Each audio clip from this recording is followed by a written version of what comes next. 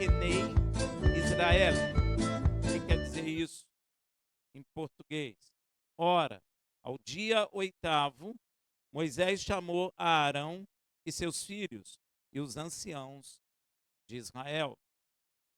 Ora, Arão e seus filhos ficaram por ordem de Yud-Heh-Vav-Heh por 7 dias à porta do Miscã em consagração. 7 dias. Veja em Levítico 8:33, durante 7 dias não sairei da porta da tenda da revelação, até que se cumpram os dias da vossa consagração. Olha aí, ó. Porquanto por 7 dias ele vos consagrará. E o nome dessa paraxá vem disso, Bayom Ha-Shimini, não é? É o dia 8º. Ou seja, no 8º dia, um dia após cumprimento dos 7 dias de consagração de Arão e seus filhos. Yud-Heh-Vav-Heh criou o mundo em 6 dias, e no 7º ele, porque no 7º ele completou sua obra. No 7º dia, toda a criação estava funcionando de forma perfeita e absoluta. Nada morria, pois a morte é o quê? Salário do pecado. Ninguém tinha pecado, obviamente, ninguém morria. Isso está escrito em Romanos 6:23, porque o salário do pecado é mas o dom gratuito de Elohim é a vida eterna em Yeshua HaMashiach, nosso Senhor. E como não havia pecado na terra naquele período, então só havia o dom gratuito de Elohim, a vida. É ou não é? Só havia o dom gratuito, a vida. Será que você hoje, ou eu, ou qualquer um de nós, tem capacidade de pensar como era quando só havia o dom gratuito de Elohim sobre a face da terra? Será que nós temos capacidade de pensar? Hein, gente? Será que você tem capacidade de pensar o período em que na terra só havia o dom gratuito de Deus à vida? Porque ninguém aqui pagou para viver, pagou? Hein? Quem pagou aqui? Ninguém. Você nasceu. Não estou dizendo que o seu pai pagou para o homem. Eu estou dizendo, Deus não te cobrou nada para de repente você abrir os olhos aqui e berrar, querendo mamar. É ou não é? Você pagou para entrar aqui na terra? Nenhum de nós. Por isso é um dom gratuito. E agora você para pensar um pouquinho como deveria ser a terra quando só tinha o dom gratuito de Elohim, a vida. Só tinha vida. Não tinha morte. Ninguém morria. A fruta não apodrecia. O animal não morria. O homem não morria. Como deveria ser a terra naqueles dias? Talvez nós não tenhamos capacidade de imaginar como era. Não havia morte. Ninguém sabia o que era morte. Se você perguntasse aos homens naquele período o que é a morte, ninguém sabia, porque ela não estava na terra. Ela não existia.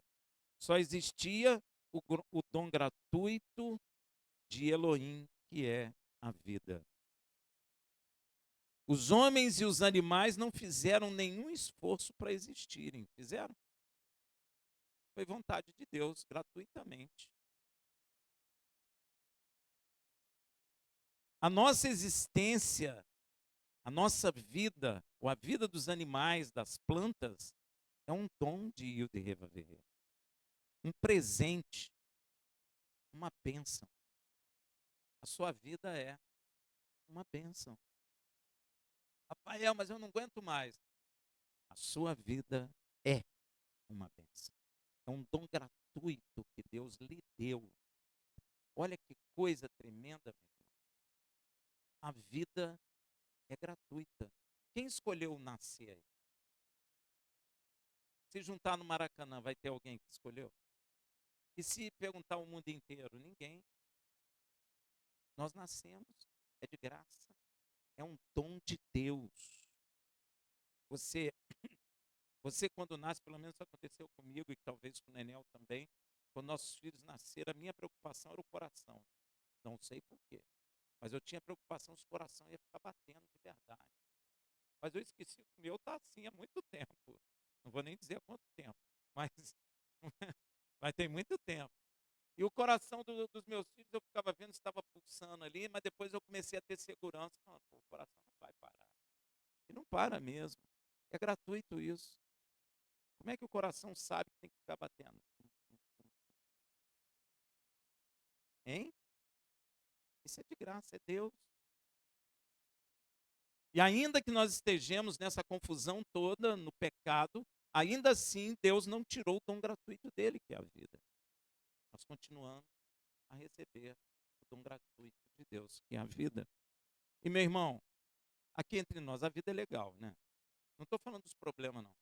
Mas o problema não é do dom gratuito, o problema fomos nós que criamos. Amém? Tem nada a ver com a vida de Deus que ele nos deu. Tá bom? É um presente, é uma bênção. É devido a este dom gratuito à vida que Yud Revav abençoou e santificou o sétimo dia. Porque foi tremendo aquilo, ele vendo os animais, ele vendo as plantas, as cores, os cheiros, o homem, a sua imagem, sua semelhança na terra. Então ele achou tão magnífico aquilo, que ele abençoou o sétimo dia. Amém? Ah, Rafael, mas é tão cansativo hoje, por causa do pecado, é que cansa. Mas o sétimo dia foi um dia em que Deus parou de criar. Ele tinha criado tudo. Quando você guarda Shabat, tu concorda com isso. Viu, meu irmão? Pois só havia no sétimo dia o dom gratuito de Hashem, que é a vida na terra. Gente, eu fiquei imaginando o que seria a vida sem a preocupação da morte ou das doenças. Hein? O que seria?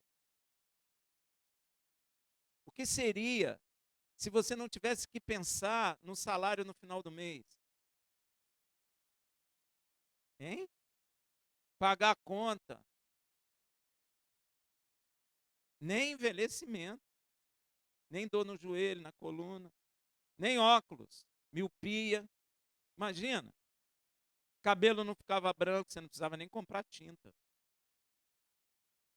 Não ia ficar careca. Tem isso mesmo. Nada. Nada. Nada de ruim. Tudo, mas tudo perfeito. Tudo bom. É difícil da gente imaginar, porque a gente já foi concebido no pecado. Então a gente tem muita dificuldade de imaginar uma vida sem todas essas coisas que nós temos que passar. Não é? Veja lá em Gênesis, Deus abençoando, Gênesis 2:3, abençoou Elohim o sétimo dia, o santificou, porque nele cessou toda a obra que criara. Se ele cessou a obra, é porque não tinha mais nada para fazer. Concorda? Deus é perfeito. Então, estava tudo perfeito. A lua estava bonitona, o sol estava tremendo, a terra pulsando vida, não é? Marte morto lá, mas a terra pulsando vida. Amém? No mar, nos rios, nas lagoas, em todo canto da terra. Aonde tem um pedaço de terra, tem vida. Até no deserto. Se você for no deserto, tem vida no deserto. Pois é, mas naquela época não tinha deserto. Porque deserto é fruto do pecado. Então, naquela época, qualquer espaço da terra tinha vida. Oxigênio puro. O homem e a mulher deviam ser mais altos. Os animais também maiores. Eu vou entender, gente? Oxigênio puro. Não tinha nada apodrecendo. Rafael, a maçã estragava? Não. Você podia guardar a maçã por 10 anos que ela estava lá. Tudo perfeito. Clima na temperatura ideal. Não podia nem mexer no botão para não estragar. Aquela temperatura ambiente. Não tinha chuva torrencial. Era a gotícula que caía e regava a terra. Olha que coisa tremenda. aquela temperatura boa, tudo bom para o homem, para os animais.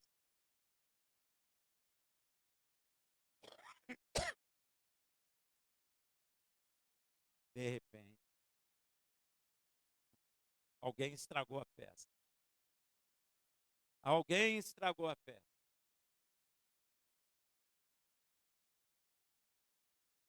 Logo, um homem que foi criado no sexto dia vivia com Elohim, um sétimo dia de paz, descanso e gozo. A minha pergunta é: quanto tempo durou o sétimo dia? É um sétimo dia profético, nós não sabemos. Presta atenção no que a Bíblia fala. Um dia para Deus é como. Então, o sétimo dia não é como você está pensando, de 24 horas. E geralmente as pessoas leem na Bíblia e pensam assim, 24 horas.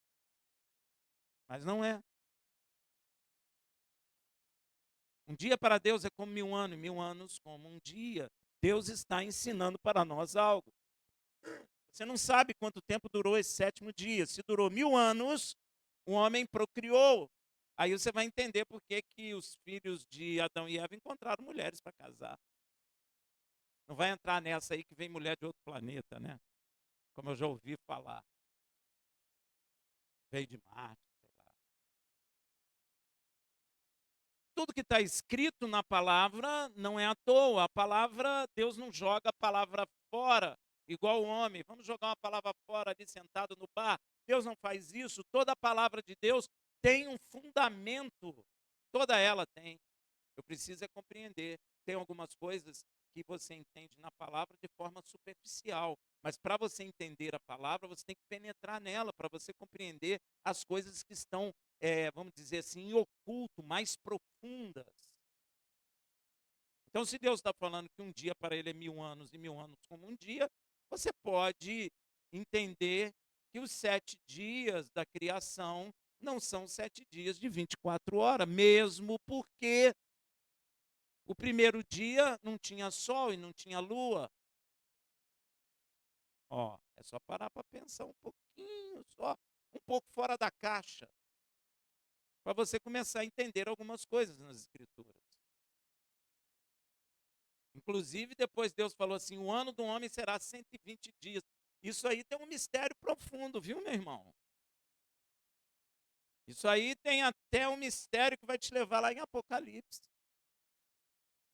Só que as pessoas leem a Bíblia de forma superficial.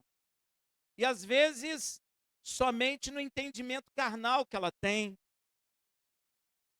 Aí realmente fica com dificuldade de compreender uma série de coisas.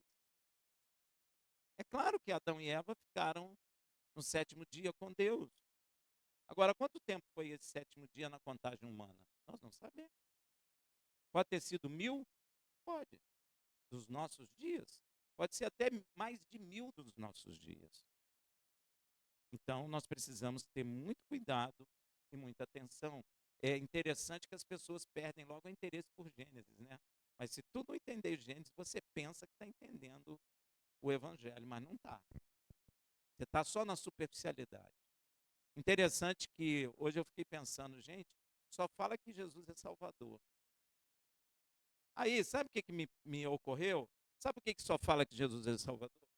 Porque, na realidade, as pessoas não conhecem a lei de Deus. Então não conhecem a lei de remissão. Aí não consegue encaixar Yeshua na remissão. Porque não conhece. Então não sabe que Yeshua é remidor. Não é à toa que Yeshua falou: eu sou o filho do homem. Ben Adam. Porque foi Adão. Quando Deus está falando da humanidade, ele está falando Adão. Ó, eu sou filho da humanidade. Eu sou o único legítimo que posso remir a terra. É coisa mundial, gente. Ah, mas a lei não é para Israel? Sim, Israel é um micro-reino de Deus. É só você crescer as coisas que você vai entender. Se tinha um remidor em Israel, é porque tem um remidor mundial. E esse remidor, aquele que pode tomar posse da terra, é Yeshua. Quem arrendou a terra foi o inimigo de nossas almas. E nós precisamos sair dessa meninice. teológica. Nós precisamos penetrar na verdade para que nós venhamos a compreender, na verdade, quem somos nós.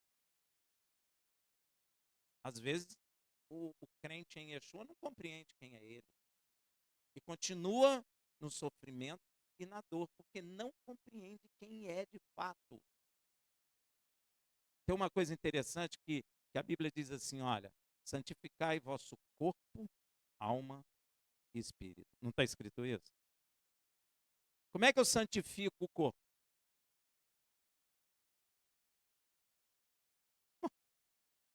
O que é pecado? Como é que eu santifico o corpo?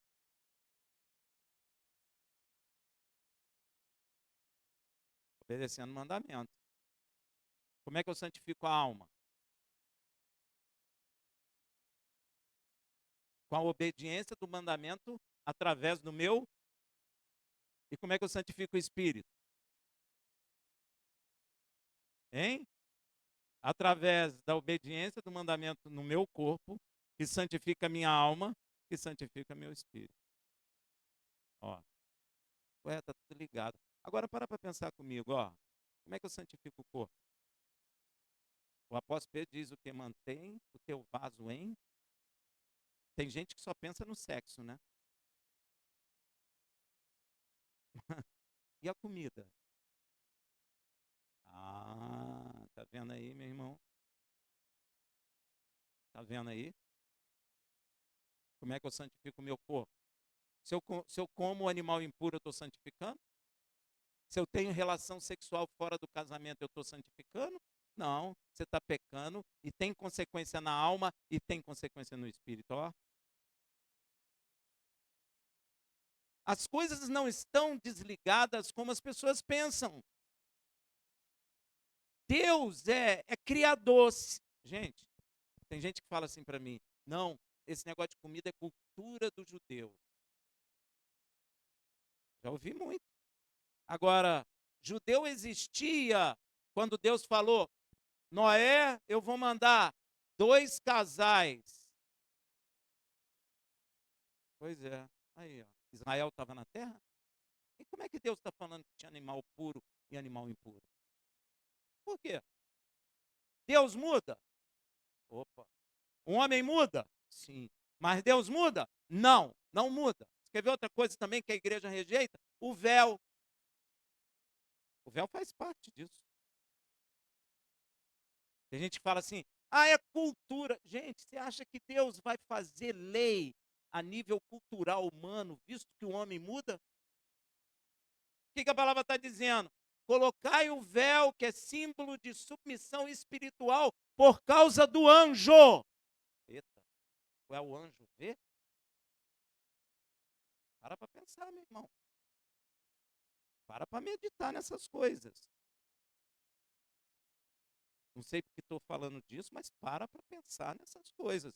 Porque tem prejuízo espiritual. Ah, Rafael, mas eu não estou vendo. Mas quem diz a você que as coisas acontecem só quando você vê? Você sabe o que Deus estava falando para mim aqui? Eu estava adorando o Senhor, Ele falou, meu filho, você sabe por causa do... Não tem nada a ver com o que vocês estão pensando, mas Ele estava falando isso para mim. Sabe por que o homossexualismo? Hein? Ele falou isso para mim aqui. Agora, vocês são visuais, não somos visuais? Como é que um homem andava lá no céu? Como que ele andava? Fala aí, gente. Nu. Nu. Tem 70 pessoas nuas. Como é que eu sei quem é homem e quem é mulher?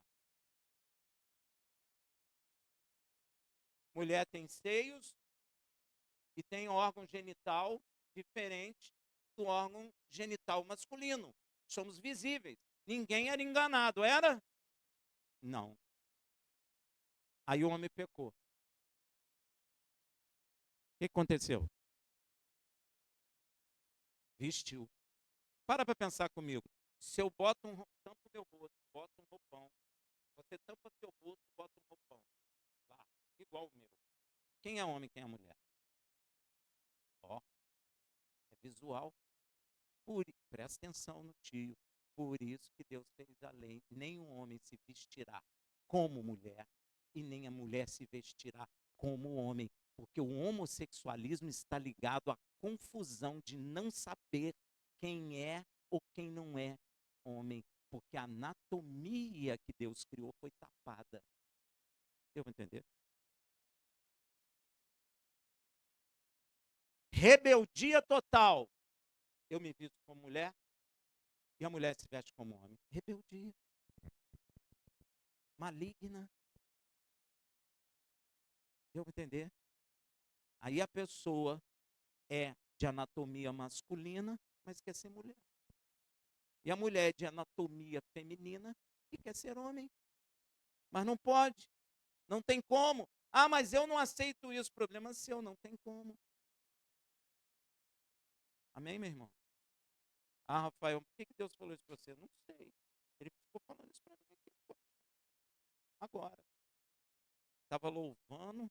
Falei, mas Senhor, por que isso? Ele ficou falando. Vocês são visuais. Nós somos visuais. Você sabe que é ouro por quê? Porque você tocou? Porque você viu? Deus nos criou assim. Não é errado, nós somos visuais. Por isso que o homem veste como homem. Mas Rafael, na época de Yeshua, era roupão, mas era roupão de homem. E mulher tinha roupão de... Ah, Rafael, era um botão aqui, não importa. Não importa.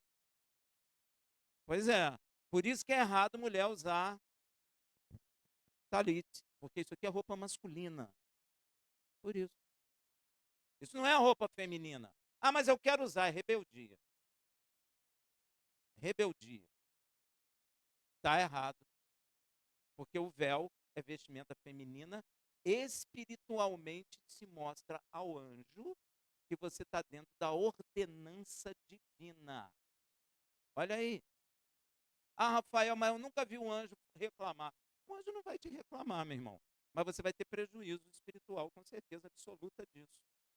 Porque foi Deus que estabeleceu. Ah, mas o pastor falou que é porque lá em Coríntios as mulheres, não sei o quê, tinha prostituição. Tem nada a ver com isso. Deus não faz lei voltada para a cultura humana. Ele não faz lei por isso. Apesar disso, do homem confundir. E às vezes confunde. A cultura humana confunde.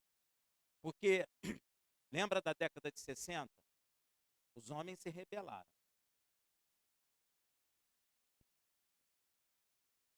Você lembra? Hã? Pois é. Eu lembro. Eu lembro. Muita gente aqui lembra. Um homem se rebelou, começou a deixar o cabelo a ponto de usar a bolsa. Lembra aquelas bolsas grandonas? Aí tu olhava a mulher e o homem de costas, não sabia quem era mulher, quem era homem. Isso é uma rebelião contra Deus. É uma rebelião contra Deus. Isso foi o primeiro passo. O segundo passo foram as mulheres, que começaram a cortar os cabelos como de homem. Rafael, olha, presta atenção numa coisa que eu vou dizer a vocês, meu irmão. Presta atenção. Paulo fala assim, olha, que Deus deu o cabelo da mulher como véu. É, ele fala, se raspar a cabeça for desonroso, deixa o cabelo crescer. Mulher. Pode raspar. Mas para nós, na nossa sociedade, é desonroso a mulher sem careca. Não é? É ou não é? Então não raspe, deixa crescer.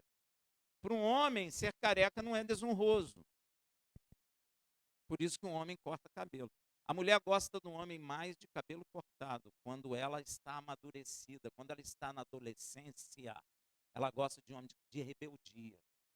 Por isso que na década de 60 nós estávamos na idade de adolescência da humanidade, aonde ela gostava da rebeldia. Você vê que passou? Passou ou não passou? Deixou muita gente ferida, mas passou. Legado disso, confusão entre os sexos. Que foi isso que aconteceu na década de 60. O princípio da confusão sexual. É, foi naquela época. Unissex, pantalona, não sei o quê, homem de cabelo comprido, não é? Homem andando assim, com os bracinhos tudo assim. É ou não é? Agora, olha a inversão. As mulheres estão na academia tomando bomba, ficando forte igual os homens, tá vendo? É ou não é? Falando grosso, porque toma hormônio. Vocês estão rindo? Olha, gente, era para chorar, não é para rir, não. É para chorar, porque o ser humano está andando em passos largos para o juízo maior. Meu irmão, as mulheres estão andando como homens. As que não estão andando como homens estão expondo o corpo como quase prostitutas. É só olhar a internet. Está tudo assim. E a tendência, gente, olha, eu viajo, mas eu fico ligado. Eu estava lendo, estava até ouvindo um pastor falar, e ele tem razão. Você não tem noção de como o mundo vai ficar. Sabe por quê? Deus vai soltar os demônios que estão presos. Você não tem noção, cara. Eu não tenho noção do como vai ficar. Isso aqui agora, você vai falar, puxa, que tempo bom aquele. O ser humano vai ficar completamente perdido. Os demônios vão fazer de tudo no mundo. A igreja precisa amadurecer, a igreja precisa penetrar nessa palavra, ela precisa conhecer isso aqui, não de forma superficial, não de forma teológica, mas a verdade como ela é. Porque senão, meu irmão, você não vai resistir. Não vai. Porque a única forma de se libertar de demônio é com a verdade. Não é expulsar demônio, não, meu irmão. Expulsar demônio faz parte. Mas se você expulsa o demônio e não conhece a verdade, ele traz 7 piores. Bonito, visual, né? Expulsei o demônio, legal. E a sua falou, não se alegre disso, não. Se alegre que teu nome está escrito no livro da vida nos céus. Se alegre por isso. Não porque o demônio se submeteu a ti. Porque ele tem que se submeter. Não é porque você é poderoso. É porque Yeshua Hamashi é o Filho do Deus vivo. É o remidor da terra. É por isso que eles têm que obedecer. Mas não significa que a pessoa está liberta. Porque conhecereis a verdade. E a verdade vos libertará. A igreja resiste. Então vamos fazer o seguinte, vamos pintar a parede de preto. Muito legal. Vamos botar também luzes. E gelo seco, fica maneiro mesmo. Apaga a luz, tudo escuro, o cara entra tocando violão, falando línguas estranhas, bota gelo seco. Eu vi isso. Ah, mas a parede preta é para você não ter atenção em lugar nenhum. Onde é que está escrito isso? Sabe por quê, gente? Não tem capacidade espiritual, começa a apelar na carne. E na carne, meu irmão, vai perecer. Não sei nem porque que entrei nesse assunto, mas na carne vai perecer. Muitos vão morrer dentro da igreja. Você já viu uma pessoa com um diamante na mão e morrendo de fome? É isso que vai acontecer. Milhares. Milhares. Porque está pensando que a gente está numa posição teológica, eu sou pré, o outro é pós. Eu tenho outra visão, já ouvi muito isso. Que outra visão é? A Bíblia é uma só, como é que você tem outra visão? Ah, mas o pastor fulano falou que mulher por véu é cultura humana. Ele falou, mas a Bíblia falou? Pois é. Quem que vale mais, a Bíblia ou o pastor que está falando?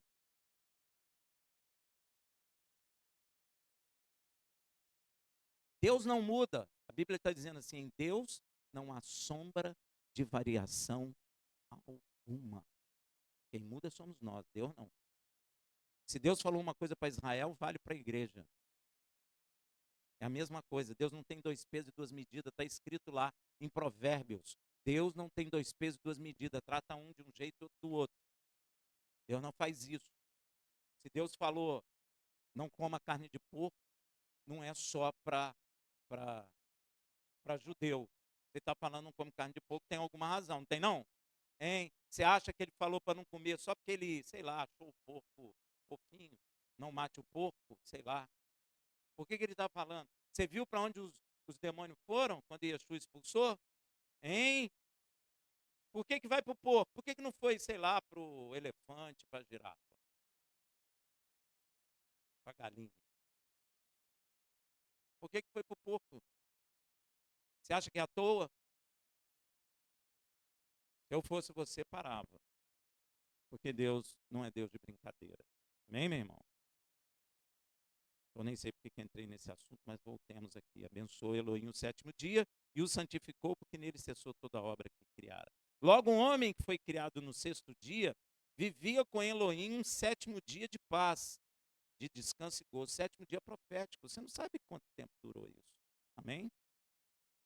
Na Bíblia, gozo é um estado de ânimo profundo e duradouro que provém de uma relação íntima com o Criador e com a sua presença na vida da criatura. Nós só somos completos quando há presença de Deus em nós. Não é pensar que conhece Deus, não. É Deus em nós. Não é assim que está escrito no Evangelho? Em Efésios, que nós somos o quê? Morada, templo do Deus Altíssimo no Espírito. Ó, por quê? Porque eu só tenho gozo completo, só tenho felicidade completa se Ele estiver habitando em mim. Lembra de Jó? Jó era um servo, homem temente a Deus. Mas o que ele fala depois? Agora sim, não conheço de ouvir falar, mas de te ver, ter um relacionamento com Ele. Jó viu Deus? Ele quer dizer, agora eu te conheço porque tu está em mim, tu está falando comigo. Agora sim eu te conheço. Aí, ó. Deus quer habitar em você, meu irmão. Rafael, que loucura é essa? É verdade, Deus quer fazer de você templo santo. Ele quer habitar em nós. Yeshua falou, o Pai em mim e eu em... Ah, Rafael, eu sou feliz. Não é não, meu irmão. Você pensa que é. Feliz, felicidade e gozo só assim, quando Deus está em nós. Então, Elohim tinha comunhão íntima com o homem, o visitando frequentemente no jardim do Éden. A terra estava cheia da glória de Deus. Que maravilha deveria ser, hein, meu? Devia ser bom demais. Não faltava nada para o homem. O homem não tinha medo. O homem não tinha depressão. O homem não tinha ataque de pânico. O homem não tinha medo de doenças. Não tinha depressão. O homem tinha uma vida plena, total, abrangente, excelentemente boa, nem sei como dizer. Tinha comida à vontade. Não tinha preocupação com salário no final do mês para comprar batata. Porque era só ir no quintal. Era só andar na floresta que tinha. Não tinha animal peçonhento, não tinha espinho. Nada feria o homem. Havia uma alegria do homem na visita e na expectativa da próxima visita do Criador. Você imagina? O homem vivia em gozo perpétuo. Pô, hoje ele me visitou, foi um gozo. Amanhã ele vai me visitar, vai ser... Aí tinha expectativa do gozo e tinha o gozo de novo, que ele aparecia. Devia ser gozo em cima de gozo. Satisfação em cima de satisfação constante. Era glória sobre glória, alegria sobre alegria, gozo sobre gozo. O homem era ávido pela visita do Criador. Porém, nem sei porém, infelizmente, o homem pecou. Que coisa. E essa vida perpétua, boa, foi quebrada. Do gozo veio o espírito do medo. Agora, para pensar comigo, meu irmão. A gente estava acostumado com a presença de Deus constante. De repente, a presença de Deus sai. Caramba, entrou num vazio. Você pode imaginar a depressão ali? Primeiro homem deprimido na terra, quem? E sem remédio. Você pode imaginar a tristeza que invadiu o coração desse homem e daquela mulher? Hein, meu? Além disso. Mas você imagina Deus saindo? Lembra de quem aconteceu isso? Ficou louco? Quem? Saul. O Espírito de Deus saiu de Saul. Saul ficou como um louco. Meu Deus, Adão e Eva conheciam Deus, tinham comunhão com Deus, falavam com Deus, Deus falava com eles. De repente, a presença de Deus sai. Meu irmão, não sei se você consegue imaginar isso. Depressão total. Olhou para a terra, viu uma terra imensa. Olhou para o céu e falou, vou alcançar Deus. Começou. O que tem no universo? Cadê Deus? Ó, dali que começa a querer ir para Marte, querer ir para as estrelas. A terra vai ser destruída, olha o medo do homem. Não tem medo. Aqueles que você julga inteligente na terra são os piores. Eles estão com medo da terra ser destruída. E pior de tudo isso, que dentro da igreja existem pessoas que têm medo da terra ser destruída também. Sabe por quê? Porque não tem a presença de Mashiach no coração. É religioso. Aí, não, tem que ir para Marte mesmo. Vamos para Marte, então. Lá não tem vida. Não, mas lá já teve vida. É? Então vai para lá. Vai lá aí, cria um monte de coisa para tentar sustentar a vida que o homem conhece. O homem procurando vida em Marte e a Terra tem o quê? Ó, você não precisa nem ser cientista. Eu desafio você chegar na sua casa, pegar uma colher de sopa, ir num lugar lá que tem terra na sua casa, faz um buraco, vê se acha vida. Acha ou não acha? Ué, minhoca não é vida? Agora vai em Marte para você ver se acha minhoca. Vai lá, cava lá. Eu não te dou uma colher, não. Te dou até um trator para você cavar buraco para você achar. Você acha? Meu irmão deve ter sido muito triste. Foi quebrado. Do gozo veio o espírito do medo. E com o nosso pecado, fomos forçados a sair, não só do jardim do Éden. Porque, gente, o jardim do Éden não é só um local. Você entende? Não é só local. É local? É. Mas não é só local. É onde na terra Deus se fazia presente. Então não é só o local. E mais, no jardim do Éden, tem uma coisa que um homem agora vai desejar muitíssimo: a vida. Rafael, por que o homem está procurando a vida? Porque a vida está na árvore da vida. E a árvore da vida está no Éden. E o Éden foi fechado para o homem. Você sabe, presta atenção no que eu vou dizer, o homem sabia que a árvore da vida tem vida. É por isso que o homem está atrás da vida. Porque a vida estava ao alcance da mão humana. Parou para pensar?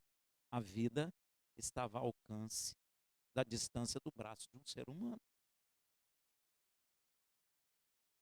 Mas quando o homem cai, Deus não deixa o homem alcançar mais a árvore da vida. Fechou. Aí o homem, com esse desejo de vida, começa a procurar a vida. Primeiro começa na terra, não começa?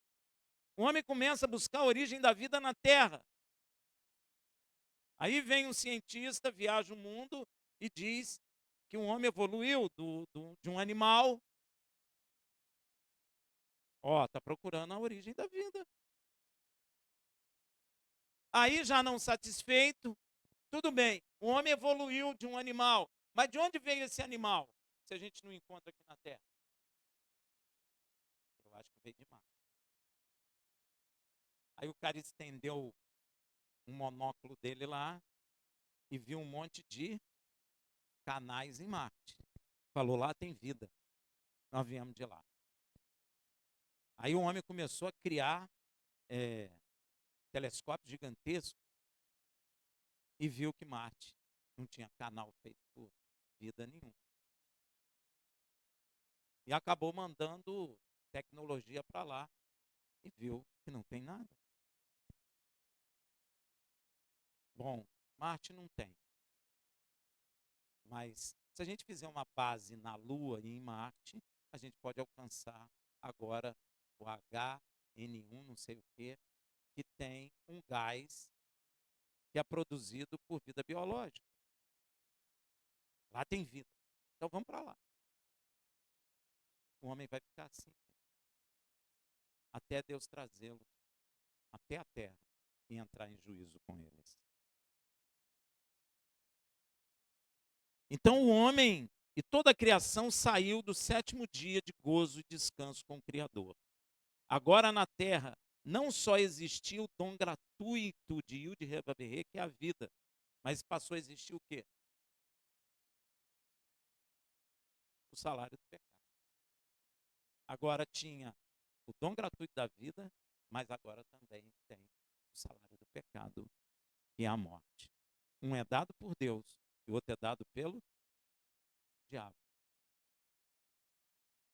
Amém? É o salário da desobediência e obediência ao diabo, a morte. Pois o salário do pecado é a morte. Então Elohim foi obrigado a fazer o quê? A voltar a trabalhar a criação. Porque agora a criação está toda contaminada. Então Deus precisou de mais um dia, mais um dia profético de trabalho, o 8º dia. E voltou a trabalhar. E agora, este trabalho é para purificar toda a criação contaminada pelo pecado do homem.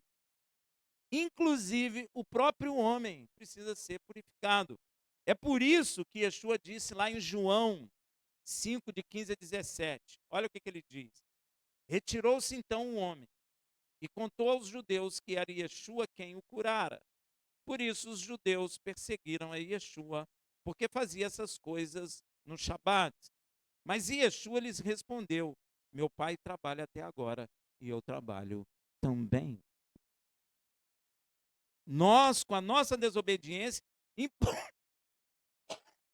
empurramos Deus para trabalho, para um 8º dia.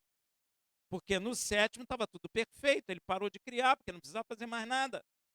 Mas ele teve que ir para um 8º dia profético para restaurar toda a criação, inclusive o homem.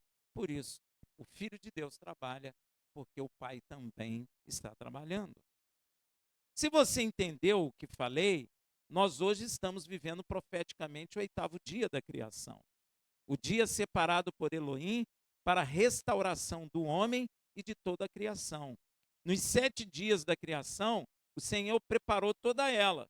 Os 5 primeiros dias, pode ver lá, ele prepara tudo o que é necessário para o homem. Tudo. Se você for ver a ordem que ele criou, tudo é criado em função da nossa existência. Pode ver lá em Gênesis. Então, nos 5 primeiros dias, ele prepara tudo para a nossa existência. No 6º dia, o que ele faz? Cria um homem. E no 7º dia, o que ele faz?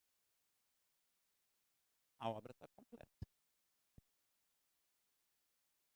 Agora, no 8º dia profético, ele faz ao contrário. Antes ele criou todas as coisas em função do homem. Agora, ele precisa primeiro purificar o homem para depois refazer toda a criação, porque agora nós já existimos. Deu para entender? Logo, a primeira coisa que Yud Vav Rei está fazendo é restauração do homem. Para isso enviou seu filho, para nos gerar novas criaturas, a sua imagem e semelhança. Porque o homem ficou semelhante a quem ele obedeceu. Fala assim, ficamos, fala alto, semelhante ao diabo. A serpente, misericórdia, ficamos, gente. Gente, olha, para com isso, você precisa conhecer a verdade. Você só é liberto conhecendo a verdade, não é misericórdia não. Nós ficamos assim mesmo. E Yeshua fala isso. Ele fala, ó, quer ver? Por isso, tanto João, o batizador, quanto Yeshua, chama a humanidade de quê? E raça de víbora é o quê? Diabo. Não tem nada de misericórdia, não. Essa é a verdade, entendeu? Nós ficamos parecidos com quem nós obedecemos. O diabo. Eu preciso compreender a verdade para entender a razão de Yeshua. E Yeshua é chamado de último Adão para ele me formatar como filho de Deus novamente. Por isso somos gerados novas criaturas, porque quem crê nele, ele deu o poder de se tornar filho do Deus Altíssimo. Se ele me deu o poder para me tornar filho de Deus, do Deus Altíssimo, é porque eu não era. Se eu não era, eu era filho de quem então? Da serpente. Ele fala isso. Vós tem por pai o... Pois é. Aí você diz assim, é só para o judeu. Ah, é? Só para o judeu? O traficante aqui é filho de quem? Hein? O idólatra é filho de quem? Você acha que Yeshua está falando só para Israel, gente? Faz... É. Quem adultera é filho de quem? De Deus? Quem rouba é filho de quem? Então ele não está falando só para Israel, ele está falando para a humanidade inteira. Vós sois filhos da serpente. Mas até minha vovozinha que faz bolinho de cara rosinha, que faz bolinho de chocolate para mim, etc, etc. Sim, ela também é filha do diabo. Se ela não aceitar Yeshua, ela não tem poder de se tornar filha de Deus. Ah, e o meu bebezinho também. Ele morre? Então, o salário do pecado é o quê? Ah, mas meu filho é tão bonitinho, eu sei. Mas ele é filho da serpente. Se ele não aceitar Yeshua, ele morre filho da serpente. Qualquer ser humano na terra. Ué, tudo de serpente. Ainda tem veneno, porque a palavra diz que nós ficamos com as palavras como veneno, como serpente que pica. Às vezes a gente quer ofender alguém, a gente chama ele de bonitinho. Pois é. E isso fere a pessoa. Então é o que sai da nossa boca? Peçonha, que a Bíblia fala. Peçonha, veneno. E se sai veneno da nossa boca, porque nós somos o quê? Serpentes. Tem que parar com esse negócio. Ai, está repreendido nada. Essa é a verdade. Ela não tem que ser repreendida. Ela tem que ser compreendida. Eu tenho que compreender que eu preciso ser liberto, porque senão não tem jeito. Então a primeira coisa que Deus está fazendo é restaurar um homem. Para isso enviou seu filho, por isso ele é chamado de último Adão. Último porque não vai ter outro. Se eu não aceitar esse Adão, não tem outro. Eu permaneço o quê? Filho da serpente. Ah, Rafael, mas todos os caminhos levam a Deus. Que Deus? Me diz aí. Que Deus? Pode ser que leve mesmo, mas você sabe que Deus é esse que leva todos os caminhos? Só tem um caminho, por isso que Yeshua falou, eu sou o caminho, a verdade e a vida, ninguém vem ao Pai senão por mim. E você sabe por que ele disse isso? Aí é a pergunta próxima. Por que ele disse isso? Por causa do tabernáculo, porque a porta são chamadas, né? É o caminho e a vida. A porta externa é o caminho, a porta eterna é a vida, que é o véu. Deu para entender?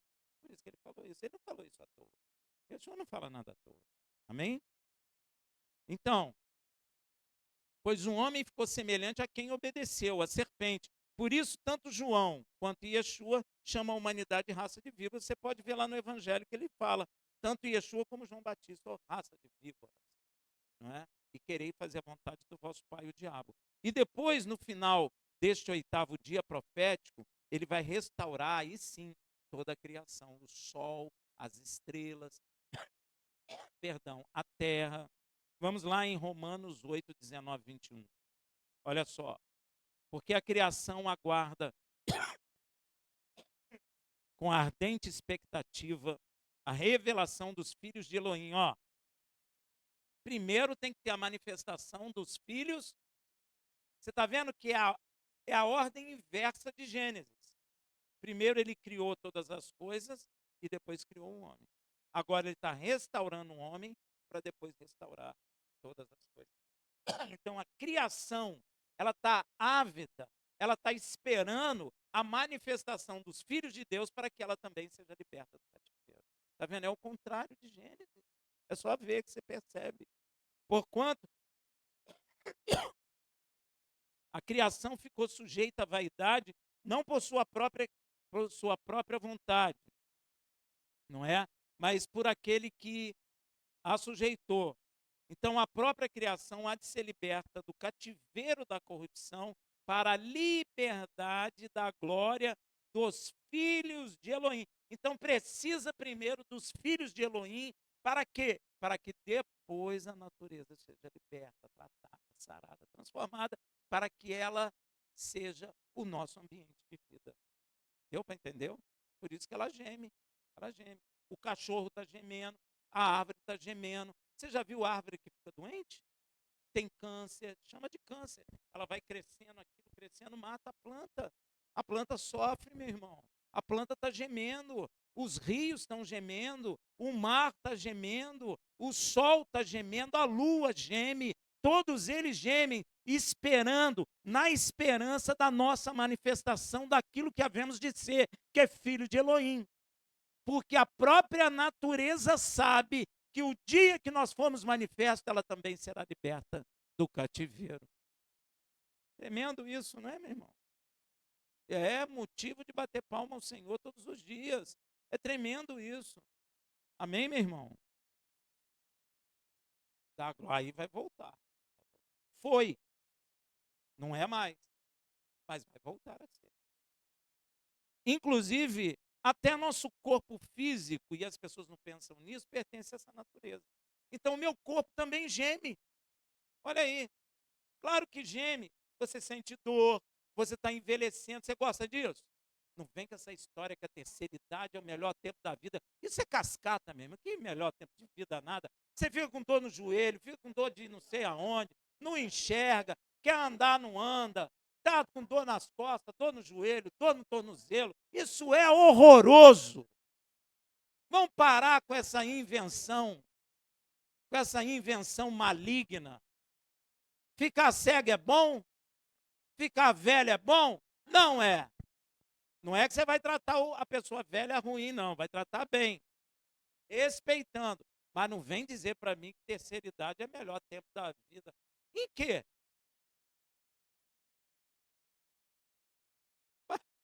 Mas você tem experiência, não pode fazer mais nada? Mas é. Não, nada, porque é experiência. Aí fala para o jovem, vem cá que eu vou passar minha experiência para você. O jovem não quer nem saber. Não quer saber de sua experiência, nada. Pois é. Você fica sonhando em jogar um futebol, bater a bola no peito, sair correndo atrás do futebol, mas só no pensamento. Porque, ó, o corpo não responde mais, gente. Isso é invenção da carne. Isso é invenção, parece bonitinho, mas isso é horroroso. Ser velho não é bom. Não quer dizer que você vai desrespeitar a pessoa idosa. A palavra manda respeitar e honrar. Mas velhice não é bom, gente. Mentira. Tá? Não cai nesse golpe aí da carne, não, porque é horrível. Ninguém quer ficar velho. Você quer ficar com 32 anos, não é? Cheio de saúde, corre, deita 1 hora da manhã, acorda às 5, cheio de disposição. Agora você deita 8 horas, acorda meio-dia, cheio de dor. Ninguém gosta disso. Diz que é o colchão, né? A culpa é o colchão. Então, olha só, nosso corpo também pertence a essa natureza. Deu para entender? Gente, se não fosse Deus, nós estávamos numa armadilha. E não tinha como sair, porque nosso corpo pertence a essa natureza. Então, nosso corpo também geme. Você quer ver a palavra falar isso? Romanos 8, 22 a 23. Porque sabemos que toda a criação conjuntamente geme e está com dores de parto até agora. E não só ela, mas até nós que temos a primícia do Espírito, também gememos em nós mesmos, aguardando a nossa adoção, a saber, a redenção do nosso corpo, porque ele pertence a essa natureza também caída. Agora, o anjo, ele vem aqui, ele está tranquilão, porque o corpo dele não pertence a essa natureza. Então, o corpo dele não geme. Então, o anjo vem, vira labareda de fogo, vai embora, todo metidão. Nós não. Nós não atravessamos a parede, nós sentimos dores, nós ficamos doentes, nós estamos gemendo na expectativa de que sermos libertos disso também. Então, se a natureza está gemendo, é porque o meu corpo também está gemendo, porque meu corpo pertence a essa natureza. E eu preciso ser liberto.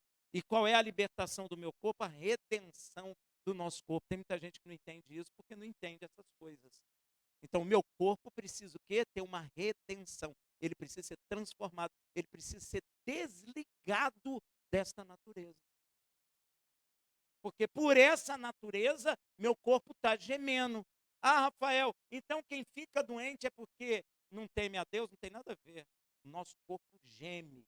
Gemer é ficar doente, ficar gripado. Eu estou tossindo aqui. Eu quero tossir? É bom tossir? Mas eu estou tossindo, meu corpo está gemendo. Às vezes você tem dor de cabeça, às vezes você não enxerga bem, às vezes você tem dor no joelho, às vezes você tem, gente, dor não sei aonde, dor no cotovelo. A gente vai gemendo.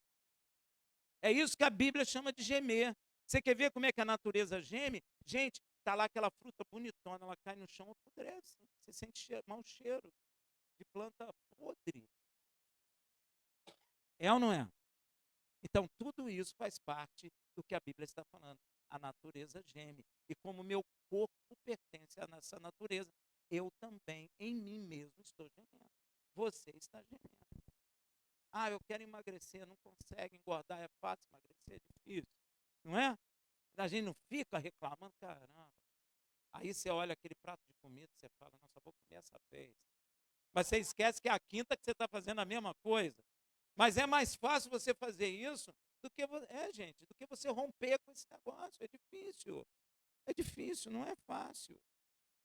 Pô, olha só, é fácil levantar de manhã e fazer atividade física? Mas nós fomos feitos por Deus para andar, para correr, para subir em árvore, entendeu? Mas a gente não tem, a gente tem dificuldade, não é? A gente geme, às vezes uns vão porque são mais duros e vão, mas mesmo assim sente, não sente? Pô, caramba, estou cansado, eu fiz atividade física hoje, puxa, como foi difícil levantar? Aí às vezes está frio, não quer levantar porque está frio, está quente, não levanta porque está numa refrigerada. É sempre uma razão para ficar ali no repouso, porque nós gememos, porque nosso corpo pertence a essa natureza. Gente, a gente precisa entender isso, para a gente saber trabalhar essas coisas. E às vezes o mundo fica inventando coisas e você traz essas invenções para dentro da igreja. A terceira idade é ótimo, é melhor tempo, convence aí. Vai convencer. Tem uma senhora que eu conheço aí que virou para o menino e falou: você quer trocar a sua idade pela minha? Foi ou não foi? Ninguém topa. Será por quê, hein? Será por quê? Porque a terceira idade não é nada bom. É ruim, sim. Então, nós gememos esperando a redenção do nosso corpo. Isso tudo exatamente como o Senhor falou por intermédio de seus profetas. Veja Isaías, Deus já vem falando isso há muito tempo, né? Isaías 65:17. Pois eis que eu crio novos céus e nova terra, e não haverá lembrança das coisas passadas, nem mais se recordarão. Olha, se Deus está criando coisa nova, porque a velha é ruim, gente. Porque Deus não vai criar coisa nova em cima de coisa boa, vai? Porque no sétimo dia ele não falou assim, puxa, vou recriar tudo de novo, porque sei lá, eu não gostei. Ele não fez isso. No sétimo dia ele descansou, ele falou, pô, tá tudo perfeito. Eu não preciso recriar nada. Se o homem cabeçudinho andar direitinho, fica tudo bem, mas o homem não andou direitinho. Esse é o problema. Quem piorou as coisas, quem trouxe coisa ruim, fomos nós mesmos. E às vezes a gente nem consciência disso tem. Porque o homem aí fora não tem consciência disso. Mas nós que estamos em Yeshua já temos consciência. Nós precisamos compreender que nós é que somos culpados. Deu para entender? E o apóstolo Pedro também confirma isso. Acho lindo isso. 2 Pedro 3, de 10 a 13.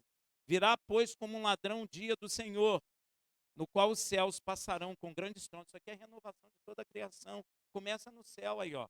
Haverá um estrondo nos céus, e os céus passarão com grande estrondo, e os elementos ardendo se dissolverão. Olha só, gente, a Bíblia, a ciência está descobrindo que o universo está em expansão, não está? Mas a Bíblia já falava isso, ó, lá atrás. Eis que sou eu que desenrolo os céus como uma cortina, e eu já sei o que vai acontecer, e eu nem fiz ciência na NASA. E eu sei mais que eles. Porque eles estão discutindo se o universo vai ficar muito frio ou se vai esquentar muito. Mas eu já sei, você também já sabe, e a Bíblia diz que o Senhor nos faz mais sábios que nossos professores. Então você já sabe o que vai acontecer no universo. O universo vai ser o quê? Recolhido e Deus vai queimar tudo de novo. Amém? Ó, olha só. Virá, pois, como ladrão o dia do Senhor, no qual os céus passarão com grande estrondo. Vai explodir, ó. Grande estrondo. E os elementos ardendo se dissolverão. Ó. E a terra e as obras que nela há serão descobertas. Ora, uma vez que todas essas coisas hão de ser assim dissolvidas, ó, vai ser tudo queimado.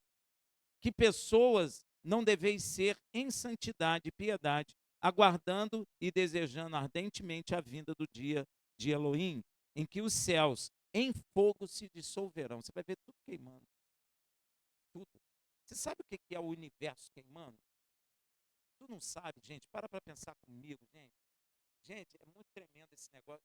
Eu fico pensando nessas coisas. Olha só, o universo, ele é um vácuo. Vácuo é o quê? A ausência de matéria. Fogo pega. Mas a palavra está afirmando que vai pegar. Explica aí para mim que eu quero entender. Ah? Pois é, e aí? Mas ali não é o fogo que precisa de oxigênio. Ali é radiação, né? É outro tipo de fogo. E deve ser esse tipo de fogo que vai queimar o vácuo. Deve ser esse. Fusão nuclear Deus vai provocar. Eu acho. Não pode ser o fogo que você usa forte. Né? Imagina Deus falando, você tem um fósforo aí para me emprestar? Para eu botar fogo aqui em cima?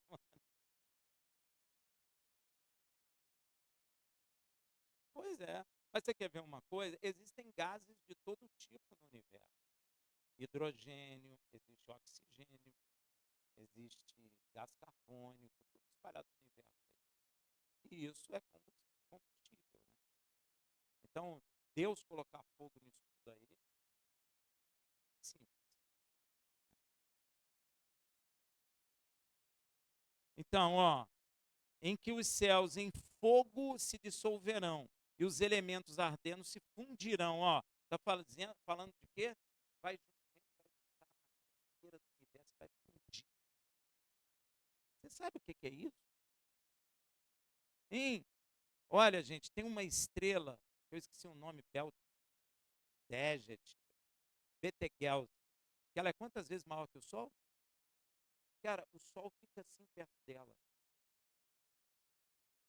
Assim, ó.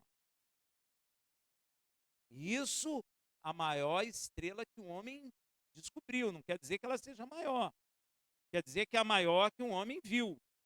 O sol fica uma ponta. E a Terra? E você?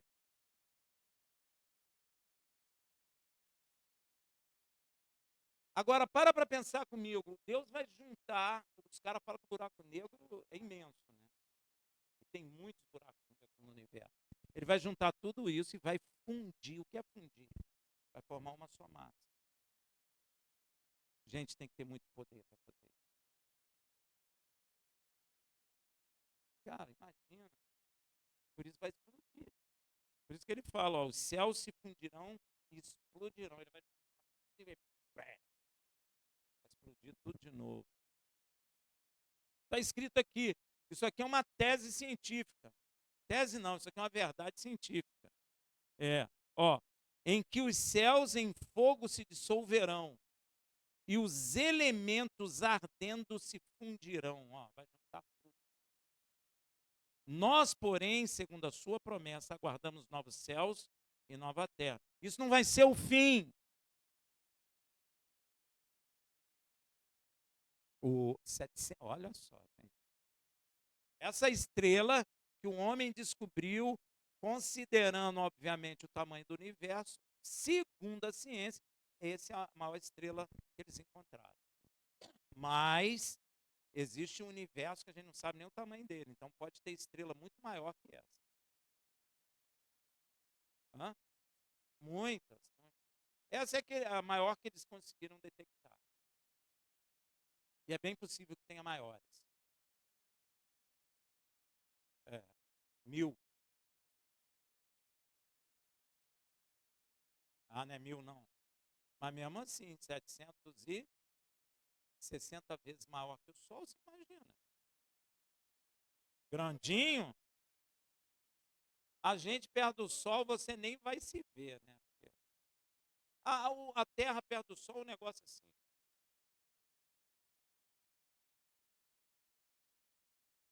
Então, Deus vai pegar toda essa matéria, vai fundir tudo e vai criar novos céus e nova terra. Agora, gente, eu não sei se vocês pensam, mas eu penso. Eu penso nisso. Nós não somos dessa matéria, dessa natureza. Se Deus vai queimar toda essa natureza, e nós? Ah! Tá ligado? Tá ligado? Tá ligado? Não, outros estarão. Mas nós estaremos transformados com isso, não seremos afetados. Nós aguardaremos aqui, como ele fala, novos céus e uma nova terra. Deus não vai fundir e acabar com tudo. Ele vai explodir e vai fazer um novo céu, uma nova terra. Agora ele vai mudar a natureza. Ele vai mudar a natureza. Vai ser natureza espiritual, não mais carnal, nem física. A igreja não tem compreendido essas coisas e é necessário compreender, porque isso é verdadeiro, essa é a verdade. Amém? E nós podemos ver a confirmação desses novos céus e nova terra lá em Apocalipse 21. E vi um novo céu e uma nova terra. Ó, você vê que João está fazendo distinção entre um novo e um velho. Porque ele olhou e falou assim: e vi novos céus. Qual a diferença que tem entre o céu velho e o céu novo, hein? Vocês não pensam, não, né? Eu fico pensando nesse negócio. Para eu dizer que uma coisa é velha e outra coisa é nova, como é que eu faço? Eu estou vendo, nós somos visuais. Eu tenho que perceber a diferença entre uma coisa e outra. Porque ele disse: eu vi novos. Como é que ele sabia que era novo? Mas qual a diferença? Gente, olha só. O universo é negro. Você olhou para o universo, como é que você sabe que o universo negro, o outro é novo e o outro é velho?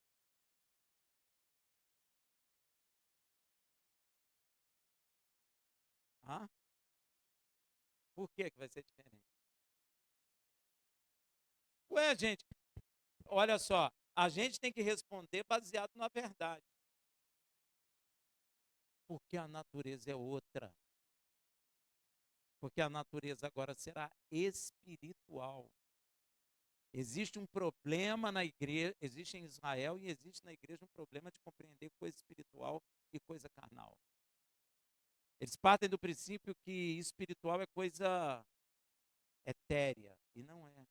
O espiritual, ele é mais real do que o físico. O físico, ele é destruído. O espiritual nunca é destruído.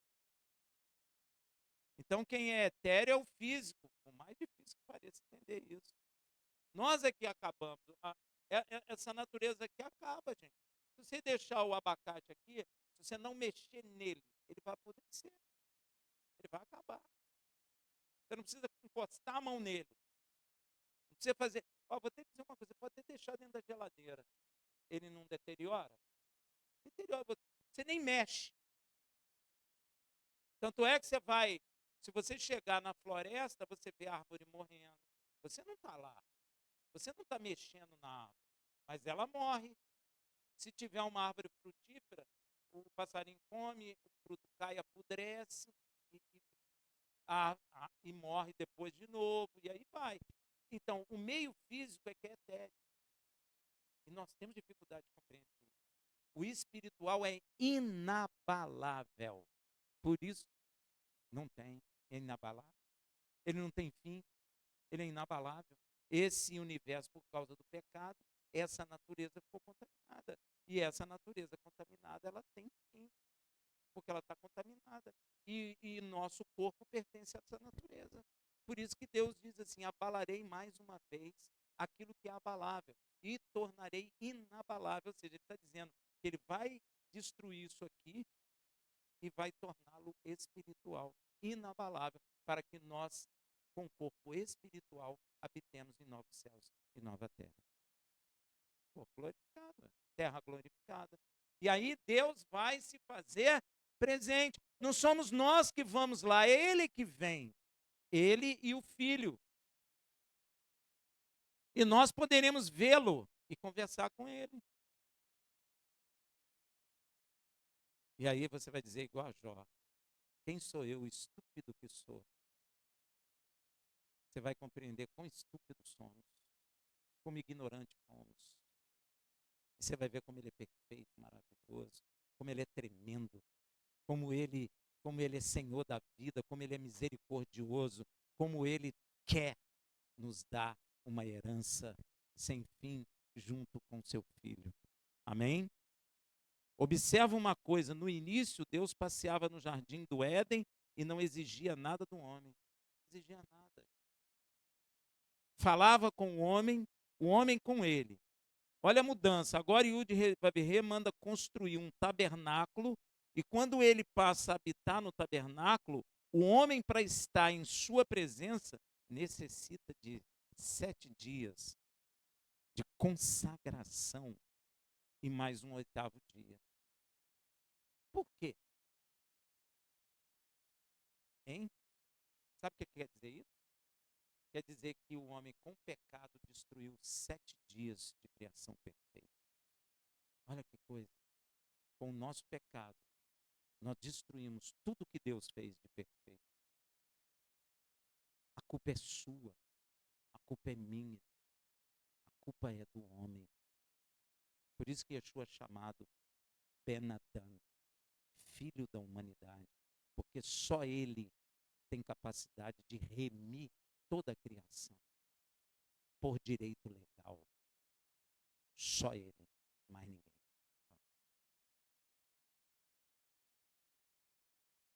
Você lembra de uma coisa, gente? Jeremias.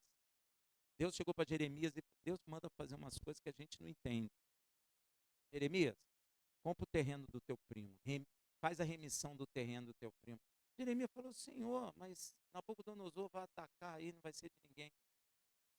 Exige alguma coisa impossível para mim, Jeremias? Vai lá e faz. Jeremias foi fazer. Deus falou assim: pega um e sela. Sela. Sela e põe o quê? Num vaso de barro. Vaso de barro significa que vai durar muito tempo. Depois Deus explica para ele, né? E ali eles comprariam novamente terreno, que eles eram proprietários da terra de Canaã. Não é? Mandou selar? O que está na mão de Deus em Apocalipse, no trono? Hein? Um documento com sete selos. Significa o quê? Que esse documento é o documento de posse eterna da terra, está na mão do Deus Todo-Poderoso. Amém?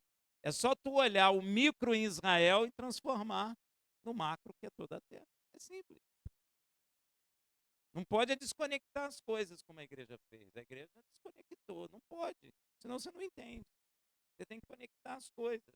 É aquilo ali, é o documento de posse. Para ele tomar posse, tem que fazer o quê? Tem que ter guerra, tem juízo, tem uma série de coisas. Mas aquele é o documento de posse. E quem que pode abrir? Porque João chorou. Por que João chorou? Porque João não encontrou o remidor da terra. Ele falou, não tem ninguém que possa remir a terra mais. A terra nunca mais vai pertencer ao Senhor, vai pertencer ao diabo. Ele chorou, mas ele falou, não chore, João. Eis aí a estrela de Davi. Aquele que morreu está vivo. Ele tem autoridade de quê? De remir a terra, de abrir os sete selos. Ele pode. Está vendo aí? Por que a gente tem que lembrar que Yeshua não é só Salvador, ele é remidor também. É ele que vai tomar posse da terra. E olha, Deus é tremendo. E ele vai tomar posse da terra como rei, porque é descendente do rei Davi. Então ele é rei, remidor, salvador. E ele é nosso irmão. É o parente próximo que pode remir. Deu para entender? Não está na lei que um parente próximo pode remir o outro? Ele é nosso irmão mais velho. Então ele tem direito legal de remir as nossas coisas, a nossa vida e a terra e entregar na mão do Deus Todo-Poderoso. Por isso está escrito lá no Evangelho que Deus falou, assenta-te à minha direita até que eu coloque os vossos inimigos por escabelo de seus pés. E quando a morte estiver aos pés dele, ele mesmo se levantará e se prostrará diante daquele que pode todas as coisas. Não é tremendo isso, gente? Para que Elohim seja tudo em todos. É bonito isso? Hein? Magnífico. Então, olha, Deus manda construir o tabernáculo. Agora Yud Vav manda construir um tabernáculo e quando ele passa a habitar no tabernáculo, o homem para estar em sua presença necessita de 7 dias de consagração, porque com o pecado o homem destruiu toda a criação. Não é isso que fala em Romanos? Que a natureza geme na expectativa. Então o pecado do homem não atingiu só o homem, atingiu toda a criação e contaminou tudo. Ó.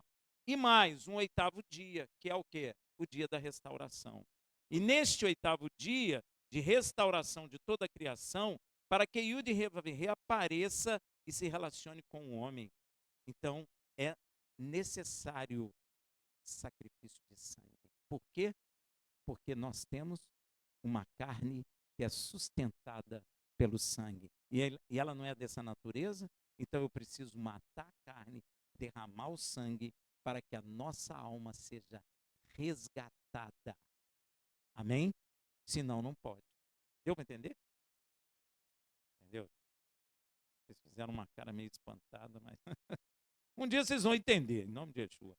E se relacione com o homem. É necessário sacrifício de sangue. Veja em Levítico 9, de 3 a 4. E disse Arão, toma uma bezerra tenra para oferta pelo pecado e um carneiro para holocausto, ambos sem defeito, e oferece-os perante o Senhor.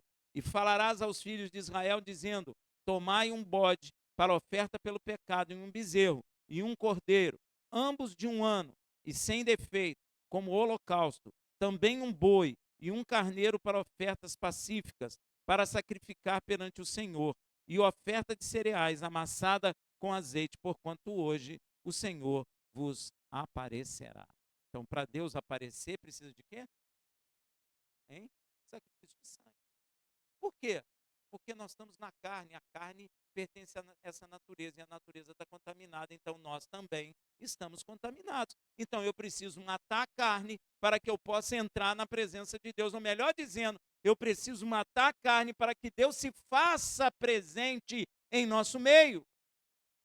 É por isso que quando Yeshua morre, o véu que separava já não separa mais. O véu foi rasgado de cima a embaixo com a morte da carne no madeiro. Para que Deus se faça novamente presente em nosso meio e não nos consuma em juízo. Amém? Arão e todo o povo de Israel obedece o mandado de Deus. Veja em Levítico 9, de 5 a 6. Então trouxeram até a entrada da tenda da revelação que Moisés ordenara. E chegou-se toda a congregação e ficou de pé diante do Senhor. E disse Moisés: esta é a coisa que o Senhor ordenou que fizessem. E a glória do Senhor a glória do Senhor só aparece depois que o sangue for derramado. Deu para entender? Só depois que o sangue for derramado é que a glória do Senhor aparece. A glória do Senhor só aparece depois que o sumo sacerdote passou pelo mikvah, passou por 7 dias de consagração e depois do derramamento de sangue. Por isso que o apóstolo Paulo fala assim: agora, no sangue de Yeshua, entremos no santo dos santos com ousadia de fé, porque agora nós podemos entrar, porque o sangue foi derramado. Deu para entender? A glória do Senhor só aparece depois disso.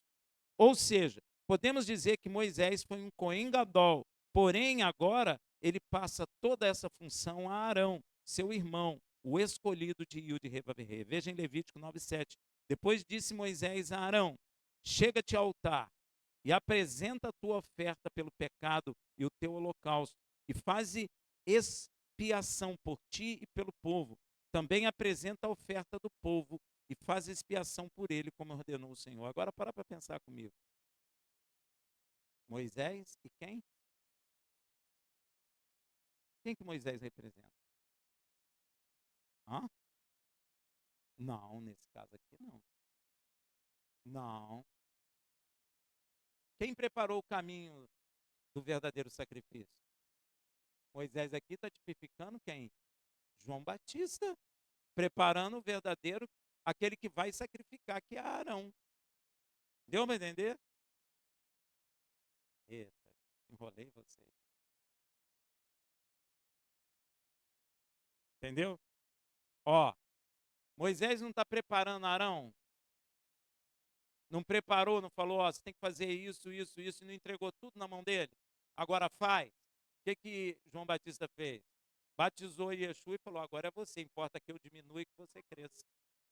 Deu para entender? Então, nesse caso aqui, Moisés tipifica João Batista. E Arão tipifica Yeshua, que vai fazer o sacrifício. Amém? Não foi Deus que escolheu Arão? Não foi Deus que deu o Cordeiro de Deus que tira o pecado do mundo? Amém? Eu acho que vocês não se convenceram, não, mas amém.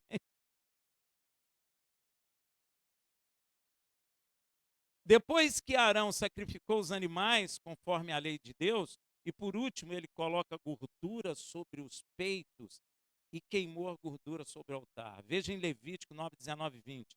Como também a gordura do boi e do carneiro, a cauda gorda e o que cobre a fressura e os rins, e o redenho do fígado, e puseram a gordura sobre os peitos, e ele queimou a gordura sobre o altar. Meu irmão, a gordura é extremamente importante. Muito, presta atenção. Pois o Senhor manda colocá-la sobre os peitos e depois queimá-la em cheiro suave diante dele no sacrifício pelos pecados do povo. Olha só, gente, que coisa. Levítico 4:31. Tirará toda a gordura, como se tira a gordura do sacrifício pacífico, e a queimará sobre o altar por cheiro suave ao Senhor, e o sacerdote fará expiação por ele, e ele será perdoado. Olha, a gordura em si não possui terminações nervosas, é um tecido insensível. Por isso é dito no Salmo 119, 68 e 70. Tu és bom e fazes o bem. Ensina-me os teus estatutos. Os soberbos forjam mentira contra mim, mas eu de todo o coração guardo os teus preceitos. Torna-se-lhes insensível o coração como a gordura, mas eu me deleito na tua lei. O que significa gordura? Significa a insensibilidade que o coração do homem tem com relação à presença de Deus. Então, quando bota o peito do animal e bota gordura sobre o peito, está tipificando que Deus está aceitando a queima da gordura que impede o sentimento, a sensibilidade ao Espírito de Deus. E quando é queimado, Deus fica feliz, chega em cheiro suave a narina dele, porque está tirando a insensibilidade do coração do homem com relação à presença de Deus. Porque a gordura é um tecido insensível e representa a insensibilidade do coração do homem depois do pecado com relação à presença de Deus. Porque Deus não desapareceu, fomos nós é quem viramos as costas para Deus e não Deus para os homens. Vou explicar.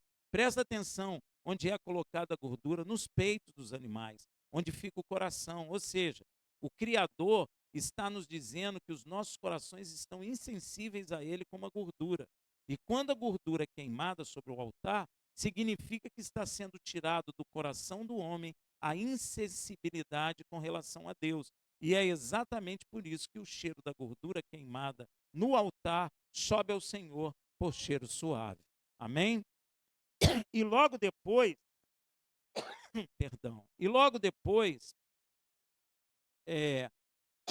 Arão pega os peitos e a coxa direita e oferece ao Senhor em oferta de movimento.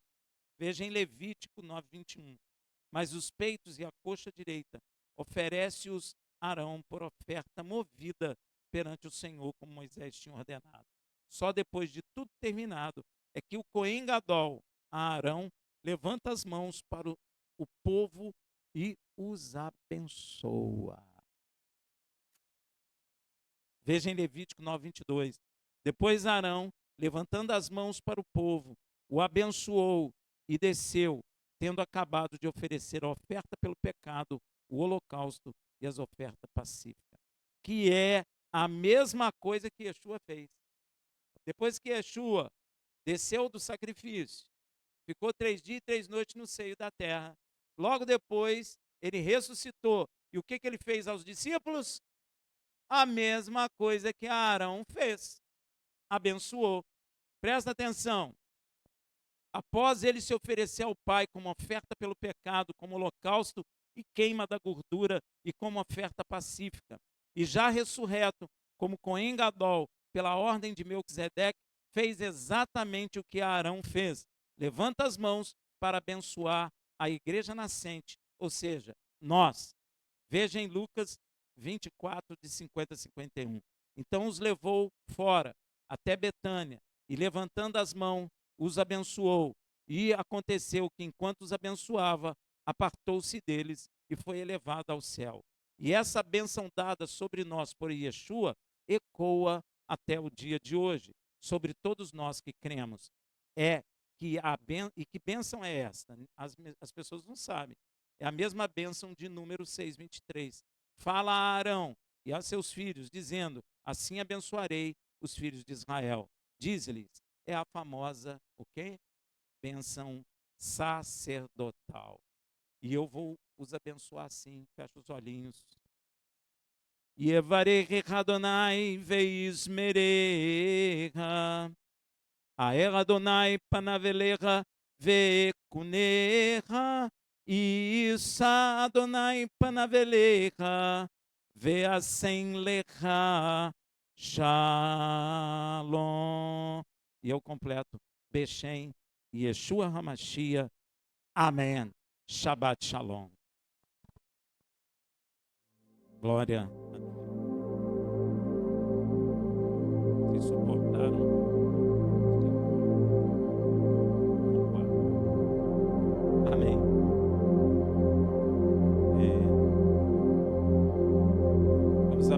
Vamos glorificar o Senhor com dízimos e ofertas.